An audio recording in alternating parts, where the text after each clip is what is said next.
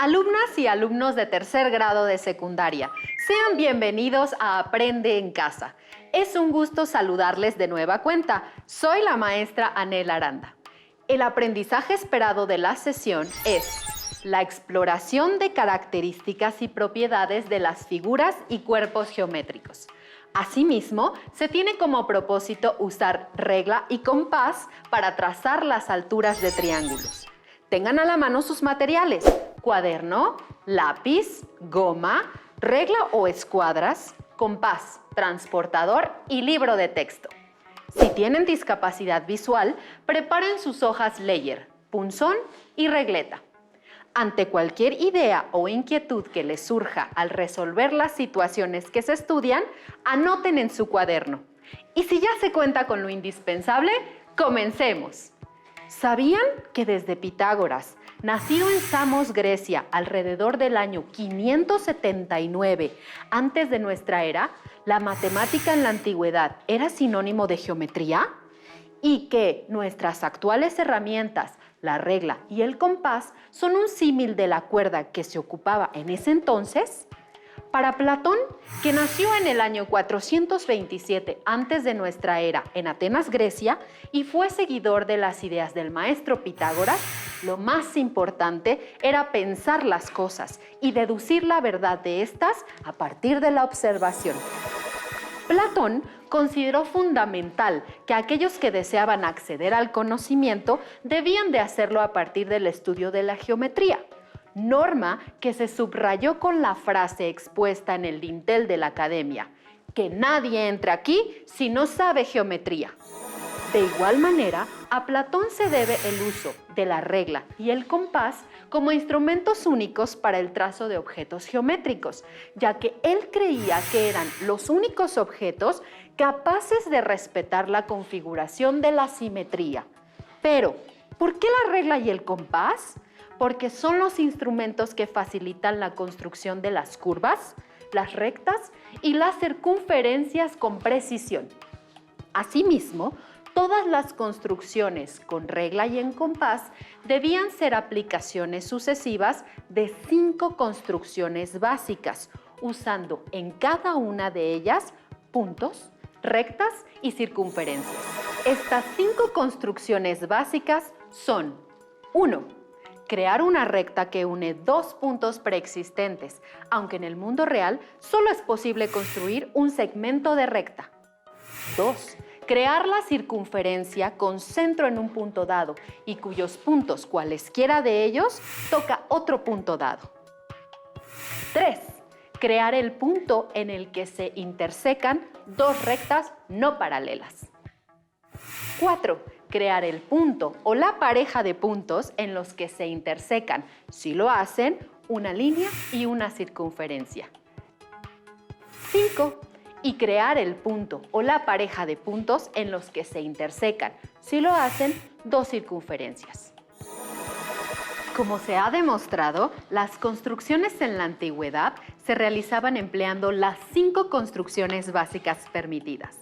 Lo anterior es mediante la intersección de rectas y circunferencias usando exclusivamente la regla no graduada y el compás, los instrumentos divinos considerados así por Platón.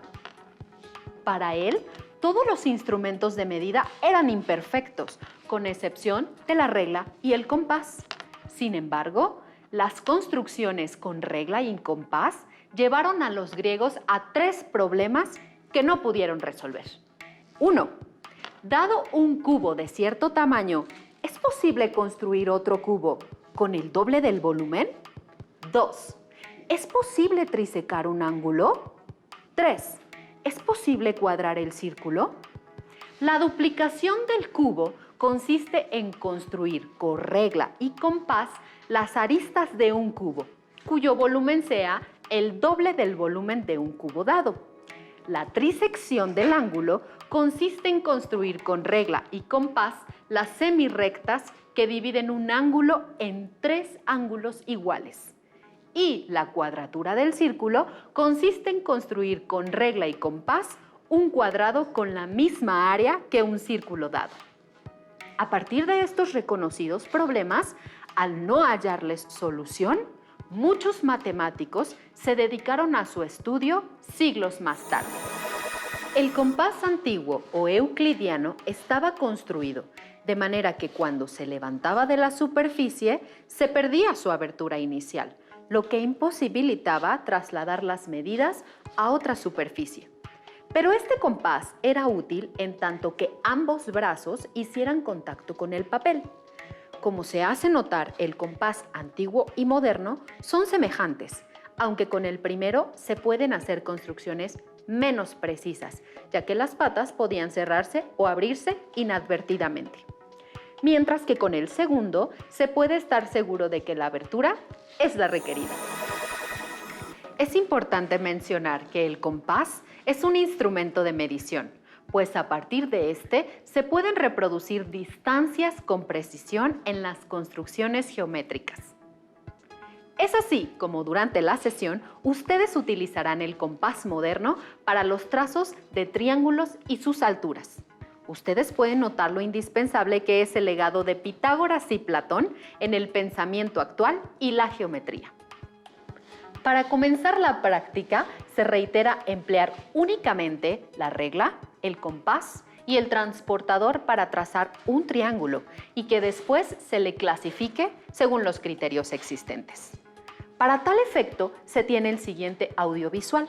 Obsérvenlo con atención y si les es posible, replíquenlo al trazar su propio triángulo.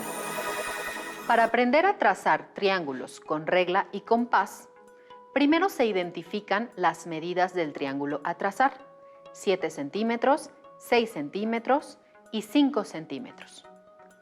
Utilizando la regla, se traza el primer segmento de recta llamado AB con la medida de 7 centímetros. A continuación, se abre el compás a 6 centímetros, que es la medida del segmento de recta CA.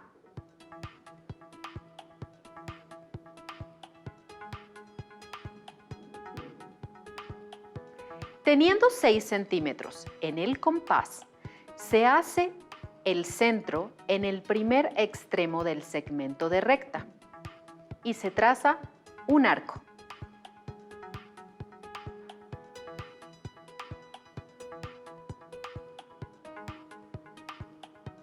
Después, se abre el compás en 5 centímetros. Se asigna el centro en el otro extremo del segmento de recta y se traza otro arco que corte al primero. El punto de corte de los dos arcos es el tercer vértice del triángulo que se forma. Desde este mismo punto se realiza la unión de los otros dos vértices.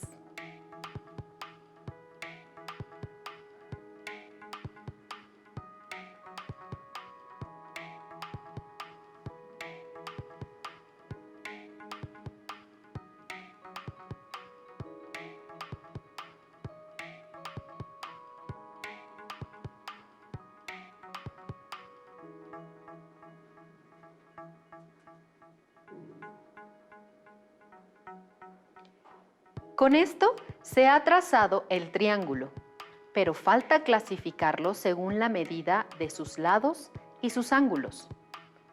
Se sabe que un lado mide 7 centímetros, otro 6 centímetros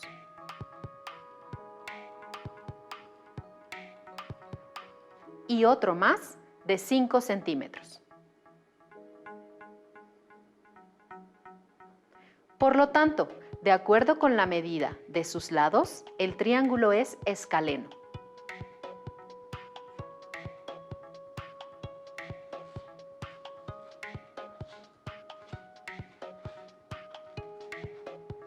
Para clasificarlo por sus ángulos, se utiliza el transportador. Se alinea la marca central del transportador con el cero y se observa que mide 45 grados.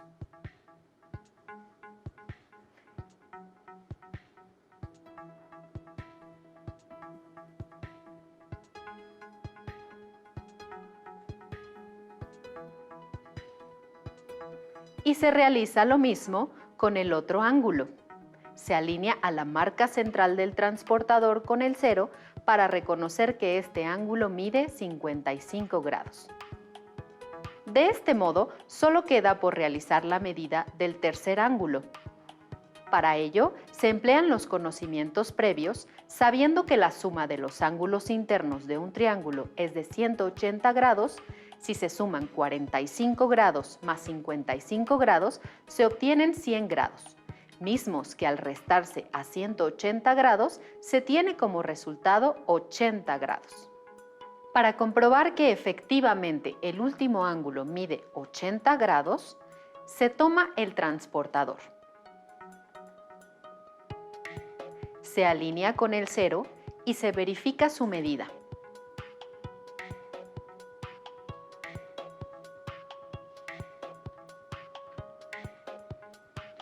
Así, se tiene que este triángulo se clasifica por sus lados en un triángulo escaleno y por sus ángulos en un triángulo acutángulo. Otro de los matemáticos que contribuyó en el desarrollo y la solución de triángulos rectángulos fue Euclides. Euclides, que vivió entre el 325 y 265 antes de nuestra era aproximadamente, fue un matemático griego reconocido por sus escritos, una serie de libros en donde sintetiza los conocimientos matemáticos conocidos hasta entonces. En su teorema, Euclides propone que en todo triángulo rectángulo, cuando se traza la altura que corresponde al vértice del ángulo recto con respecto a la hipotenusa, se forman dos triángulos rectángulos. Se toma un fragmento del teorema de Euclides para comprender las alturas de un triángulo y así trazarlas. Como ustedes ya saben, las alturas son las rectas que pasan por los vértices y son perpendiculares al lado opuesto de dicho vértice o a su prolongación. Un triángulo tiene tres alturas.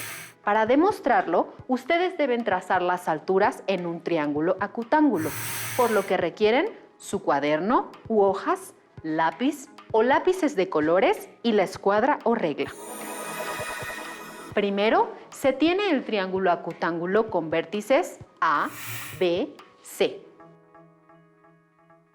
Empezamos con el vértice A, asegurándose que la escuadra esté apoyada en su totalidad en el lado opuesto y que pase por el vértice. Después, se traza la línea perpendicular al lado opuesto y para ello se emplea la regla u otra escuadra. Con esto, se tiene la altura que va del vértice A con su lado opuesto. No tenemos por objeto dividir el triángulo, sino formar ángulos rectos. Y se repite el procedimiento para el vértice B. Se apoya la escuadra en el lado opuesto al vértice B y se dibuja el segmento de recta del vértice B al lado opuesto con una línea perpendicular, asegurándose de que se forme un ángulo recto de 90 grados con el lado opuesto. De esta manera se obtiene una segunda altura y se repite el procedimiento para el vértice que falta, en este caso, el C. Apoyando la escuadra en el lado opuesto al vértice C y que coincida con dicho vértice, se traza la línea perpendicular. Es así como las tres alturas de un triángulo se cortan en un mismo punto llamado ortocentro, identificado en color amarillo. Sigamos un nuevo ejemplo. Al trazar las alturas en un triángulo obtusángulo, en color verde se tiene un triángulo obtusángulo con vértices A, B, C. Primero, se dibuja una línea perpendicular a la prolongación del lado opuesto del vértice A. Sobre esta prolongación se apoya la escuadra y se traza la altura que también se prolonga. Y se dibuja la segunda altura, coincidiendo el vértice B con su lado opuesto. Mientras que para la tercera altura se prolonga de nueva cuenta el segmento de recta del lado opuesto al vértice C. Y se apoya la escuadra en esa misma prolongación hasta coincidir el vértice C con la prolongación y trazar la altura. Finalmente, se verifica que las tres alturas coincidan en el ortocentro que se localiza fuera del triángulo. Antes de continuar, ¿reconocieron cómo las alturas se intersecan en un punto? Ustedes ya saben que este punto es el ortocentro. Asimismo, ustedes notaron que la ubicación del ortocentro en el triángulo acutángulo y obtusángulo son distintos. Para ello se tiene el siguiente audiovisual en el que para el triángulo acutángulo el ortocentro se encuentra dentro del triángulo. Para el triángulo rectángulo se encuentra en el vértice del ángulo recto y para el triángulo obtusángulo está en el exterior del triángulo. Utilizando un programa de geometría, se trazan las alturas de un triángulo y observen cómo al modificar la posición de algún vértice, el ortocentro también cambia de posición de acuerdo con el tipo de triángulo trazado. En algunos triángulos se encuentra al centro, mientras que en otros, en un vértice o en el exterior. Se traza un triángulo.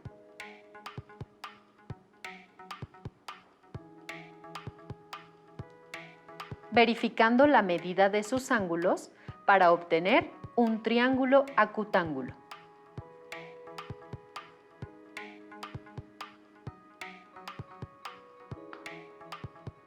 Ya se sabe que las alturas de un triángulo son las rectas que pasan por uno de sus vértices y que son perpendiculares al lado opuesto del mismo o a su prolongación.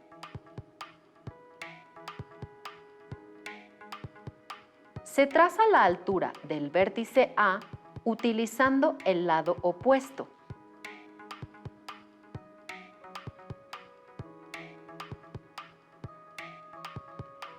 La del vértice B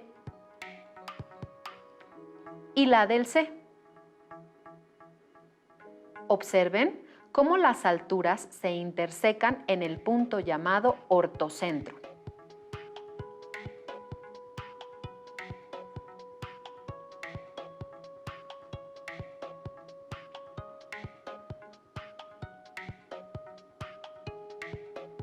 De este modo, se interactúa con la forma de este triángulo acutángulo para observar cómo se mueve el ortocentro sin salir del triángulo trazado.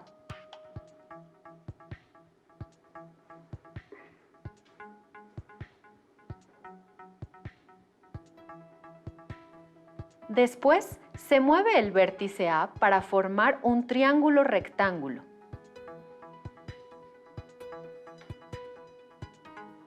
Es así como se reconoce que el ortocentro se encuentra en el vértice del ángulo recto o de 90 grados y se interactúa con la forma del triángulo desplazando el vértice A hacia la derecha hasta formar nuevamente un triángulo rectángulo invertido. Y finalmente se verifica que el ortocentro está en el vértice del ángulo recto. Ahora, se mueve una vez más uno de los vértices hasta formar un triángulo obtusángulo para observar cómo el ortocentro sale del triángulo. Esto se debe a que algunas de las alturas se trazan utilizando las prolongaciones de los lados. Si se mueve uno de los vértices hacia la izquierda hasta formar nuevamente un triángulo obtusángulo, el ortocentro sale del triángulo. Retomando el teorema de Euclides, la altura que se necesita es la formada con el vértice del ángulo recto y que corta perpendicularmente su lado opuesto. Enunciamos el teorema de Euclides de nuevo. Se tiene que en todo triángulo rectángulo, cuando se traza la altura que corresponde al vértice del ángulo recto con la hipotenusa, se forman dos triángulos rectángulos. Este teorema les permite inferir que los ángulos de los tres triángulos son iguales entre sí respectivamente, lo que significa que sus lados son semejantes, es decir, proporcionales entre sí. Así podemos enunciar que desde la semejanza de triángulos se establecen dos teoremas, el teorema de la altura y el teorema de los catetos. El teorema de la altura relaciona la altura de un triángulo rectángulo medida desde la hipotenusa con las proyecciones de los catetos sobre la hipotenusa, lo que permite calcular la altura de un triángulo rectángulo cuando se tienen estas proyecciones. La fórmula del teorema de la altura es h² igual a m por n.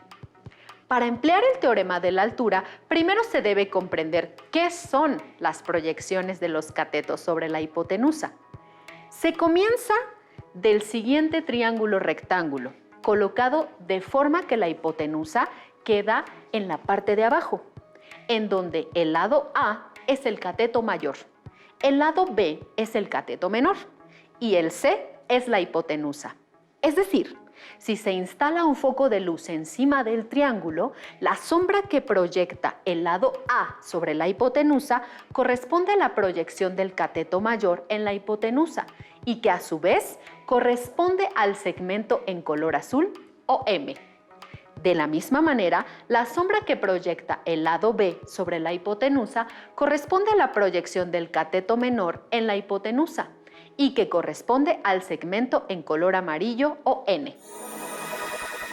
Es importante destacar que ambas proyecciones están separadas por una línea vertical que corresponde a la altura del triángulo rectángulo y que la altura separa a su vez al triángulo en otros dos triángulos rectángulos. En ambos triángulos, que son semejantes, se compara su relación entre el cateto menor y el cateto mayor, obteniendo así h entre n es igual a m entre h, de donde se despeja h, que corresponde a la altura del triángulo rectángulo original. Para ello se multiplica en cruz ambas fracciones. Cada denominador multiplica al numerador contrario. Así, se opera en ambos miembros quedando h² en uno de ellos y se despeja la altura para obtener la fórmula que relaciona la altura con las proyecciones de los catetos en la hipotenusa. h es igual a raíz cuadrada de m por n. Este teorema tiene distintas aplicaciones desde la antigüedad. Por ejemplo, calcular alturas o distancias. Actualmente es empleado en la ingeniería y la física, por mencionar algunas. Con estos nuevos conocimientos se puede calcular una distancia sin recorrerla o elegir la distancia más corta, además de distancias de difícil acceso como lo hacen los topógrafos e ingenieros. De este modo ya se puede aplicar lo aprendido en una situación problema y encontrar su solución. Las casas de Ana, de su amiga, de su abuelita y la escuela secundaria se encuentran ubicadas como se muestra en la diapositiva. La distancia de la casa de su abuelita a la secundaria es de 1.5 kilómetros y entre la casa de su abuelita y la casa de Ana hay 0.54 kilómetros. Además, su amiga afirma que la distancia de su casa a la casa de Ana es mayor que la de casa de Ana a la de la abuelita, pero menor que la distancia de la casa de Ana a la secundaria. ¿Tiene razón? De este modo se debe identificar que la figura es un triángulo rectángulo y que la distancia entre la casa de Ana a la de su amiga corresponde a la altura con la hipotenusa que está trazada en el triángulo rectángulo mayor del esquema. Con estos datos se puede aplicar el teorema de la altura. Se sabe que de la casa de Ana a la de su abuelita son 0.54 kilómetros y de la casa de su abuelita a la secundaria son 1.5 kilómetros. Eso hace que de la casa de Ana a la secundaria haya 0.96 kilómetros. Y aplicando el teorema de la altura, se tiene que la distancia de la casa de Ana a la casa de su amiga es la raíz cuadrada de multiplicar las distancias de su casa a la secundaria y de su casa a la de su abuelita, lo cual resulta en 0.72 kilómetros. Así, la amiga de Ana tiene razón en su afirmación, debido a que 0.72 kilómetros es mayor que 0.54 kilómetros y menor a 0.96 kilómetros. Es momento de repasar lo aprendido. Las ideas de Pitágoras, Platón y Euclides tienen una gran influencia en la geometría y en las distintas ramas de la matemática. En la antigüedad se utilizaba un compás euclidiano y una regla no graduada para trazar todas las figuras a partir de la recta y segmentos de recta y de la circunferencia o arcos. Los triángulos son figuras planas que resultan de unir 3 puntos con líneas rectas y se clasifican según la longitud de sus lados y la medida de sus ángulos. Las alturas de los triángulos son las rectas que pasan por uno de sus vértices y son perpendiculares al lado opuesto de dicho vértice o a su prolongación. En el triángulo acutángulo, el ortocentro se encuentra dentro del triángulo. En el triángulo rectángulo está en el vértice del ángulo recto y en el triángulo obtusángulo en el exterior del triángulo. Ustedes ya saben que pueden consultar su libro de matemáticas de tercer grado de secundaria para profundizar en el tema y encontrar algunos ejemplos para practicar. Igualmente, manifiesten las dudas con sus maestros y maestras de matemáticas o consulten otras fuentes de apoyo para resolverlas. Así es como llegamos al final de la sesión. Soy la maestra Anel Aranda y es un gusto compartir con ustedes, alumnas y alumnos de tercer grado de secundaria en Aprende en Casa. Y como decía el gran Platón, hay que compartir el conocimiento. ¡Hasta la próxima! Si tienes dudas o necesitas ayuda, llama al Centro de Apoyo Pedagógico a Distancia. El número de teléfono para secundaria es el 55 36 01 71 23. Si requieres consultar los libros de texto en versión digital, recuerda que los puedes encontrar en la página conalitec.cep.gov.mx. Y recuerda que también cuentas con el sitio aprendeencasa.cep.gov.mx, en donde podrás ver nuevamente los videos de los programas y además encontrarás actividades para fortalecer tus aprendizajes. También te invitamos a que consultes la plataforma nuevaescuelamexicana.cep.gov.mx.